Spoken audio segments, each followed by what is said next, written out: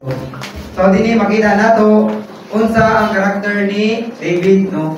Even siya atong panahon lagi kani gidiyogan na sa Dios may mga hari sa Israel.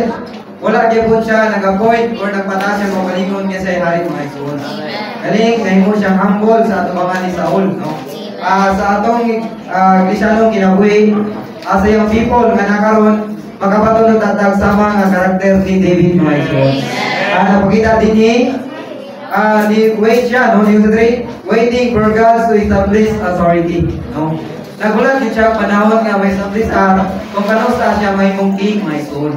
So, bisa na gani, ito no? Gitingwa siya ni Saul o ganing patay, spear pa siya, bisa kapila, no? Wag niya po siya nasuko, may soul. Ano man? Amo na siya ang karakter sa Osaka, gitubyanan sa authority sa ating Diyos.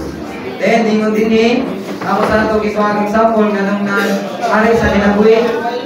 Ang paghari sa kinabuhi may son nagmother siya kung sa Diyos nato pag dali pagigugma sa Ginoo. Sa Bible dunay usa ka tawo diha nga naghari sa kinabuhi. Isa man ni si Joshua or si Jose mga igsoon. Si Joshua usa sa tawo nga nagyud sa kabubuton sa Dios. Bisan tuod wala na tuman ang damgo. Niyari siya sa kinabuhi mga igsoon. Nagpasabot ni nakitang mga people muhari ka sa kinabuhi pinagi sa pagigugma sa Ginoo o pagigugma niya mga igsoon. Amen.